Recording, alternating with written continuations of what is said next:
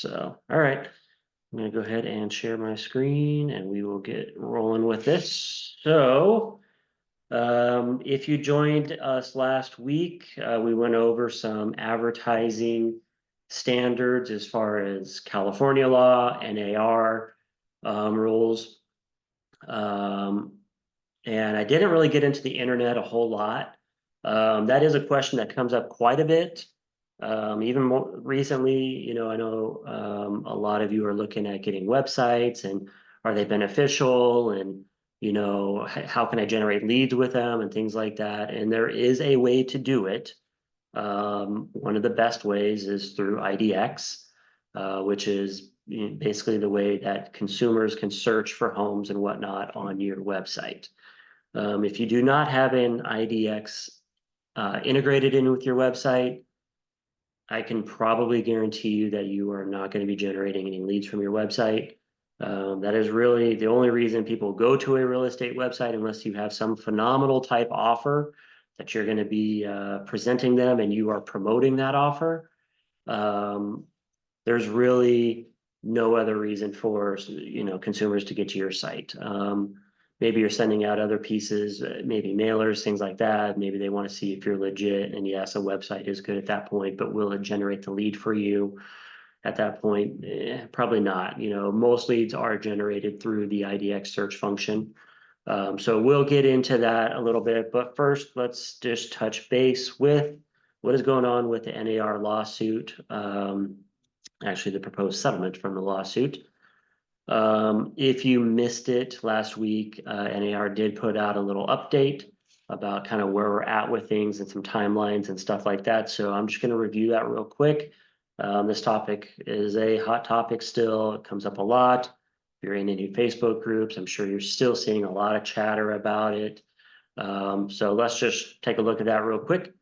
So per NAR, what they put out last week, the plaintiff's counsel filed a motion for preliminary approval of the agreement with the federal court. So we had the proposed settlement, and now a motion has been filed for preliminary approval of the proposed. The judge granted that motion, which means that as of last week, the settlement agreement is preliminarily approved, not just proposed. So it's moving forward. Settlement class members are now enjoined from filing complaints or prosecuting any claims based on the type of conduct at issue in the Sizer-Burnett and the other settled actions on behalf of home sellers related to broker commissions against NAR or other parties that are released under the settlement. Settlement is still subject to final court approval, and plaintiffs have requested a hearing on the final approval of settlement to be held November 26th of this year. Again, all of this can still change, but this is where we're at as of today. They did put out a little timeline if you want to take a look at that. If you did not see it, kind of, where we are kind of at. We are, I guess, a little bit past March here, into April. This says April 23rd, the decision on the preliminary approval. June 18th, they're looking at the deadline for realtors, MLSs to execute Appendix B. Deadline for brokerages to execute Appendix C. We don't need to do this. We're not in the excluded part of this. We're not one of those brokerages that are still in the battle. And then they're they have the timeline going out to basically November 26th. So, what else? So does this mean that settlement is now fully approved? No, the order granted preliminary approval of the settlement. Is still subject to the final court approval.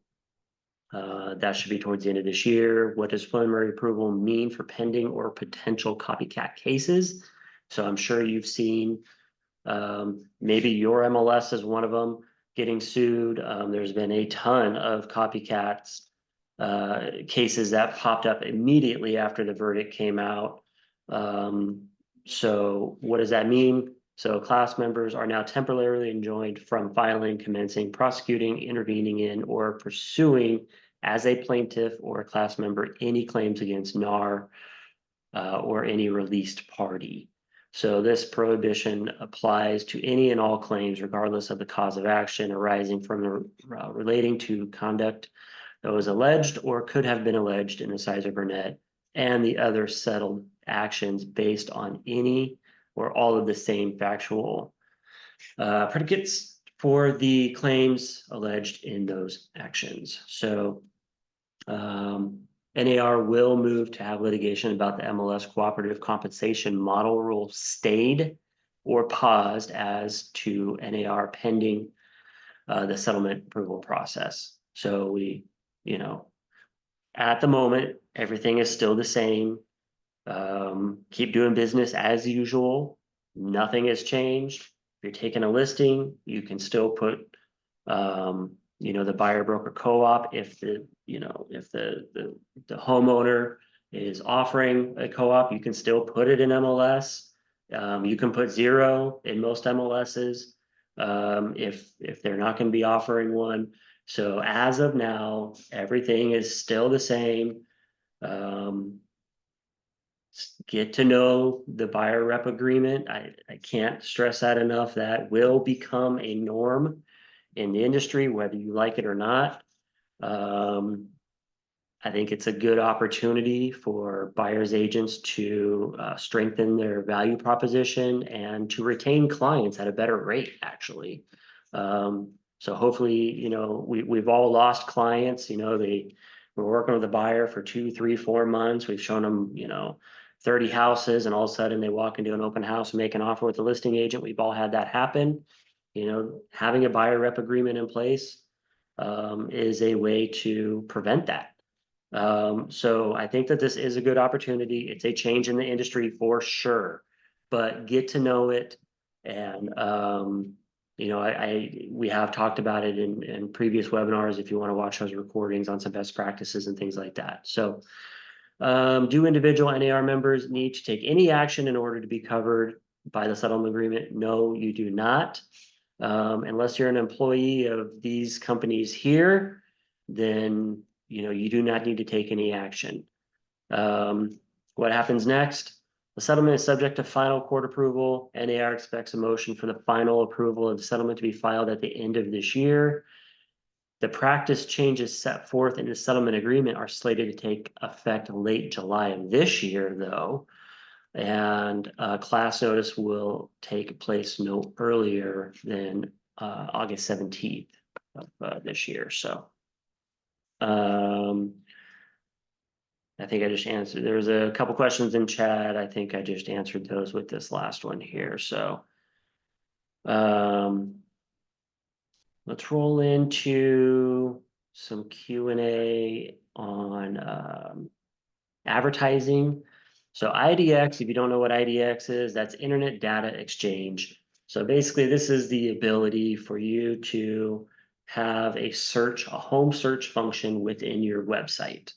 Could be a brokerage website, could be your own personal website, but this is in general what this really is. So let's go over a few rules and Q&A with this, and then I'm going to show you some marketing tips. If you are thinking about getting a website, if you're thinking about integrating IDX into your current website, what do you do with it? Do you just have this website and have it just sitting out there in the internet and hope that somebody comes across it? That's not what I would recommend, because it's not going to happen. You have to drive traffic to your website.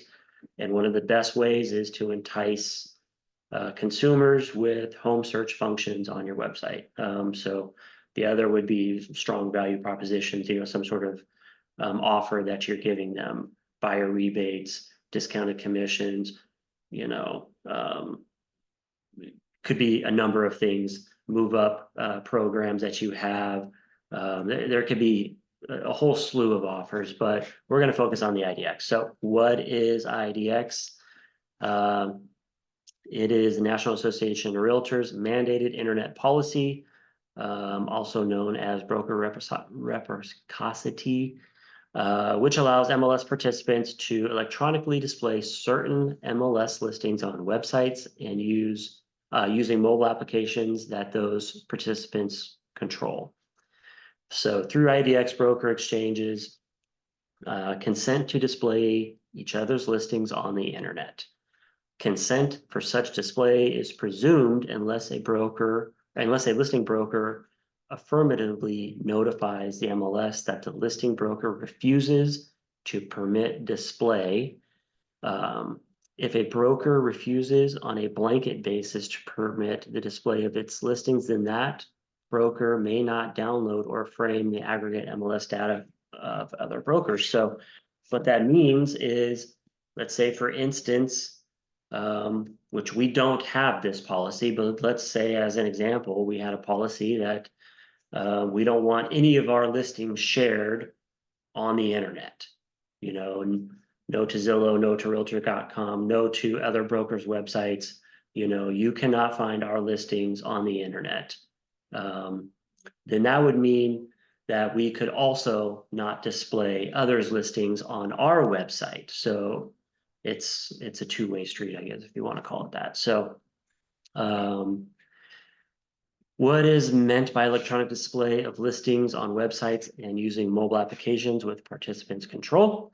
Under IDX, control means participants must have the ability to add, delete, modify, and update information as required by this policy. All displays of IDX listings must also be under the actual and apparent control of the participant and must be presented to the public as being the participant's display.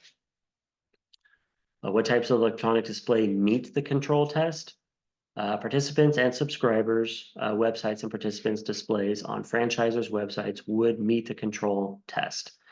IDX policy is not intended to open the gate to social media, but some data displays on third-party social media sites, such as subject to the overall requirements of IDX, of course, may fall within the policy. I'm going to touch on this a little bit at the end here, and I'll show you kind of how we can display others' listings in a kosher fashion without, you know, getting into any kind of trouble. So, and I get that question a lot, actually. Has CAR incorporated NAR's IDX policy into its CAR model MLS rules? Yes, they have. To assist local associations in California, CAR has incorporated NAR's IDX policy in the CAR model rules, section 12.16. How do the CAR model MLS rules differ from NAR's mandated IDX policy? The CAR model MLS rules have adopted all NAR mandated provisions of IDX policy. Additionally, CAR model MLS rules have adopted many of the discretionary portions of the policy, such as requiring that the listings identify the name of the listing broker and agent. So no matter what site you're on, you should see on that site the listing broker's information for that actual listing. That is a requirement.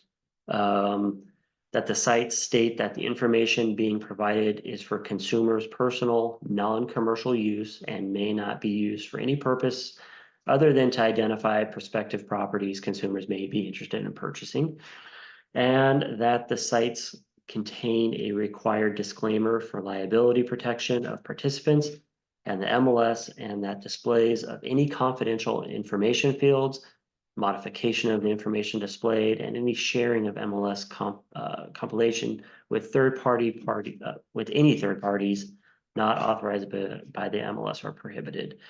So pretty much if you are going to be signing on to a website provider who is providing IDX services, there's a whole agreement that you have to sign, I have to sign, and the MLS has to approve it. Now, most of those vendors, if not all of them, already have, you know, that agreement in place with the MLSs. But what happens is when that website goes live and it has IDX in it, you know, integrated with it, MLS does do a check, and they're going to go check these things to make sure that that service, you know, your website provider is compliant, you know, is following the rules that they have in place. So if they are not, for some reason, your IDX will not go live. So MLS does check it. So very rarely there's issues, because these website providers usually know what they're doing. If you have maybe a custom website being built by somebody who does not do a lot of real estate websites, they may not know what they're doing. But more than likely at that point, you are using an IDX feed directly from your MLS. And so it still probably falls, it probably still will be compliant. Do the car model MLS rules address all of the IDX issues that will arise? You know, basically they've tried to address all of the major ones out there. Obviously, there's going to be little nuances here and there. Does IDX conflict with real estate licensing law or NAR code of ethics? Implementation of IDX is not inconsistent with state law. NAR's IDX policy statement is consistent with the code of ethics, since no display of other participants' listings can occur without their consent, and consent is assumed unless affirmatively withheld by the listing participant. So just by being a realtor, basically you've already consented to this policy, is what they're saying there. If you do not consent to the policy, you need to let them know. You have to basically send them notice that you do not want your listings shared. But at that point, you can also not share others' listings on your website through your IDX feed. So again, it's a two-way street. If you're sharing, then you can also share. Can all MLS participants and subscribers participate in IDX? An MLS has discretion to decide. You know, there's lots of different MLSs out there. Some of them are private, some of them are not. So you will need to check with your local MLS policy on it, but in general, the answer is going to be yes. A car model MLS rule authorize broker participants, brokers, and real estate subscribers, agents. Appraiser participants and subscribers are not included. So you will notice, you know, maybe your home inspector or somebody has a MLS key. That doesn't mean they can get IDX. That's just for accessing homes, basically. Same thing with appraisers. If they are not, you know, technically a realtor out there doing sales and things like that, then they cannot have an IDX search necessarily. So it's basically for the brokers and agents out there. Do I have to allow other participants and subscribers to electronically display my listings? And again, no, you don't. You are free to withhold authority for such display, either on a blanket or on a listing by listing basis. And when it's listing by listing, that could come from the consumer. That can come from the homeowner. Maybe they don't want some certain things displayed about their home on the internet. So if you have taken listings, you will notice that there are some fields that you put in the MLS when you're adding the listing to the MLS, and you might be wondering what some of those exclusions are, and this is what it's pertaining to. Maybe they don't want photos of the house. Maybe they don't want the address displayed. Maybe they don't want automated values, such as, you know, if the home is being displayed on Zillow, for instance, and Zillow says that this home's value is estimated at this, you know, this estimate, you can have that turned off, actually. If the owner does not want that, then there's a form to fill out, which I'll show you, and you can exclude that. What happens if I won't allow other participants, subscribers to electronically display my listings? So again, if you prohibit the display of your listings by other participants or subscribers, you may not display their listings. Other participants may give you permission to display their listings, but that permission would have to be sought and obtained separately from each participant. If I want to authorize other participants, subscribers to display my listings on their IDX, how do I do it? You don't need to take any action. So if you want your listing to be displayed all over the internet, you don't need to do anything. It's already set up to do that. So you don't have to give authorizations or anything like that. basically, if you don't want things done, then you need to take some action. Can I authorize some, but not all participants to display my listings on the internet? Kind of a tricky one. So if you consent to the display of your listings by other participants and subscribers under the IDX program, then all of the other participants and subscribers in the MLS may display your listings. If you choose to authorize some, but not all, participants and subscribers to display your listings, you can do so, but not under the IDX all or nothing program. Separate consents would have to be granted to each participant subscriber authorized to display your listings. So let's move on to the sellers real quick. So can sellers opt out of IDX display of their property listings? And yes, they can. I took a snippet right here of the listing of the RLA, Residential Listing Agreement, and Section 8 here, you'll see seller election to opt out. They would check that box, and it says seller elects to opt out of certain internet features as provided by CAR form SELI or the local equivalent form. So maybe you have that with your MLS, but generally you can just use this form here, and it has some options on there, which I'll show you, of what those opt-outs might want to look like. This is not a common thing that happens, but sometimes you get those sellers and they're very private, or maybe an upper end listing sometimes. That's when you get into some of these exclusions. So can a seller require that any IDX display of their property not show an automated valuation of the property in connection with the listing? Yes, you can. Maybe, and I can see, the reason for this. Maybe the seller has it priced a certain way and they don't want, or maybe it's in an area that is kind of tricky. Rural areas and things like that can be a little tricky. Those automated values can be really skewed in some areas because they just don't have those algorithms down yet. So maybe the seller wants to exclude the automated value, or maybe you want to recommend that they do, because if you're pricing a home at a certain price and the automated value is showing much lower online because the algorithms just aren't right, then maybe you want to exclude that. And then all those third-party sites would need to remove that feature. And that would be done through the MLS itself.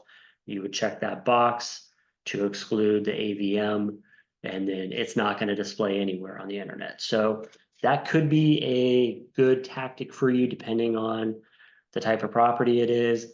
That doesn't mean it's not going to be displayed out there. It just means that any site that provides automated valuations, it will not show that automated valuation.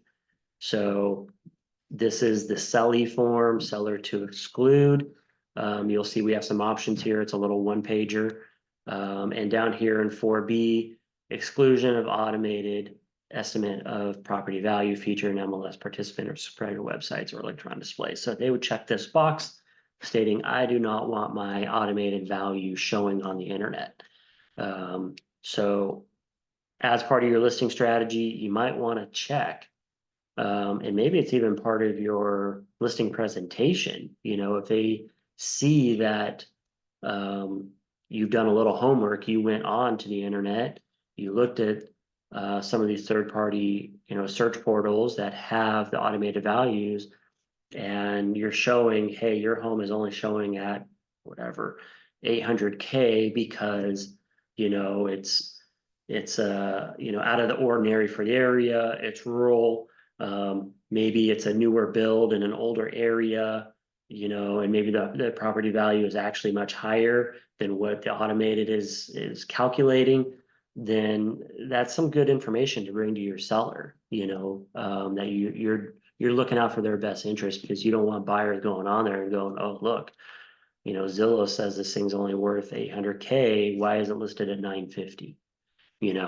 So this is, again, is the SELI form. What about blogging? So showing third-party comments about the property in connection with the IDX display of the property listing.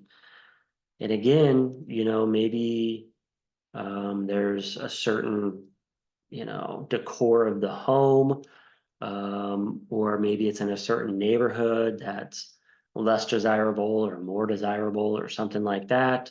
And the owner does not want comments to be displayed on these third-party websites about the property itself. So you can turn that off too. And that's, again, it's on the selling form, and that's in 4A. You would check the box, exclusion of comment or property review feature from MLS participant or subscriber websites. So this is getting into some more technical listing stuff that you might want to consider when you're listing your properties based on what you're seeing on the internet about that particular property. You know, this is strategy here. You know, just think about that as you're going to some of your properties on if this is a benefit or not a benefit. You know, does the automated value help or hurt the listing? Would the comments help or hurt the listing? You know, and bring that to the table and talk about that at your listing presentation. What listing statuses are included in IDX? And you may notice that sometimes the contingents still show up as actives and different things like that.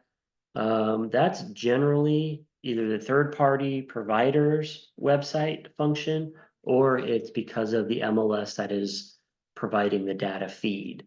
So under NAR policy, all active, non-confidential pending sale and sold listings are authorized in IDX. The MLS has discretion to decide whether to add additional statuses such as withdrawn, canceled, expired. I've seen active contingent. I've seen, you know, backup. There's, you know, lots of different MLSs have expanded their statuses that you can put your property in. How much sold data can I expect to receive from my MLS? So NAR policy requires MLS to provide a minimum of the last 3 years of publicly accessible sold information maintained in its participant IDX sold data feed. What if I only want to display active or active and pending listings, but not sold? Even though entitled to display sold listings, brokerages are not required to display them if they do not choose to do so. In effect, MLSs will have to offer different types of IDX feeds. An example, one just with actives and another with actives, pendings, and solds. The broker has discretion to choose which data feed fits their marketing goals. And then to wrap up the Q&A portion, I'm going to show you a couple tips. Do I have to display all of the listings available through IDX, or can I select a subset?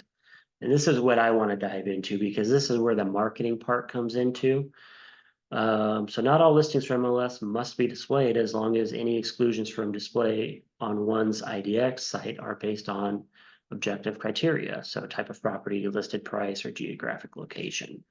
So what does that look like? So I have been working with IDX stuff since about 2004, when it really was kind of starting to come around and companies were starting to figure it out and stuff like that. And this is where I generated all of my buyer leads, was through driving traffic to pages on my website that had saved searches. And that's where I generated the buyer leads. So I would promote these pages and say, hey, search all the homes in this particular zip code or area or price point or type of home. And I would promote that, and it would drive traffic back to the website. People would poke around on it. They'd send in inquiries and things like that. And that's how basically you use your website to generate leads for yourself. If you just let it sit out there and you're not driving traffic to it, it's not going to do anything for you. You're just going to be forking out money month after month, and nothing's going to happen. And then you're going to say websites don't work, but they do. But you have to drive traffic to them, because it's a highly competitive industry, and there are thousands and thousands and thousands of real estate websites out there, and all the big portals are, you know, the top search results. So it's hard to get organic, meaning you're not paying for traffic to your website. It's hard to get your website to rank up there with the Zillows and the Realtor.coms and things like that. So how do you do it?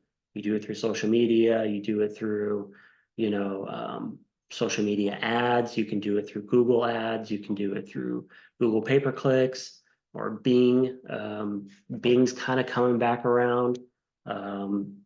The 50 plus age range actually uses Bing more than Google. And so Bing is kind of a sleeper when it comes to running ads and driving traffic. So let's take a look at basically a saved search page. So we're going to look at the company website. This is one of probably hundreds, if not thousands, of saved searches we have on our website that have been built out over the years. So I just did this one right here. This is, basically all homes for sale in 92008. So it's only displaying homes in that zip code. So what would I do with this? Well, if I wanted to start drilling down into a local market or finding buyers in a local market that I want to penetrate, then I would start promoting homes for sale in that particular area with these saved searches. So this is just basically a landing page. And I would take this URL that's up here and copy it. And I already started a post, but hopefully you can still see my screen. You should see our Facebook group. And I started a post in here. It says searching for homes in Carlsbad. Click to view the best home deals in the market now. And then you can paste in that link. This comes up and you can share this. You can use this as an ad, whatever you want to do, but you can do pool homes, you can do homes in gated communities, you can do homes in certain price ranges, you can do homes that would qualify for FHA financing. You can do so many different types of searches and post them regularly. Maybe you want to do market updates like, hey, here's the newest listings this week.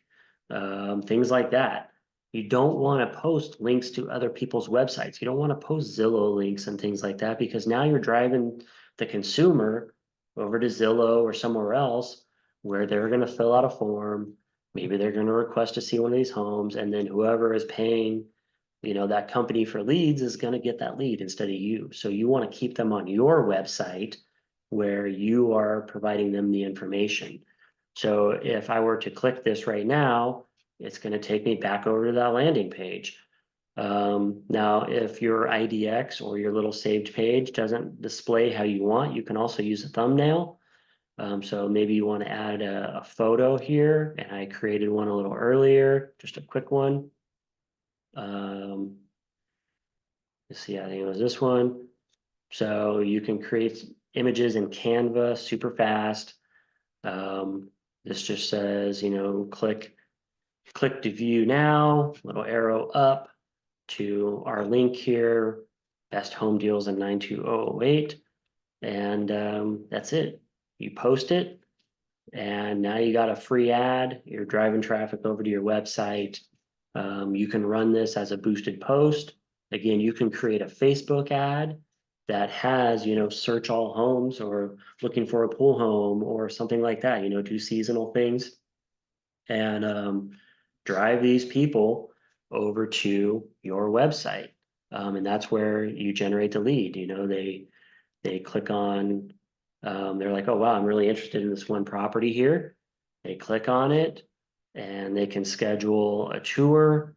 They can do a number of things. It shows the map view. This is our particular IDX integration. Some are better, some are worse. I think we have a pretty good one. I've worked with IDXs quite a bit for many, many years. And, I think our website does a really great job with providing a lot of information. You can schedule tours right on here.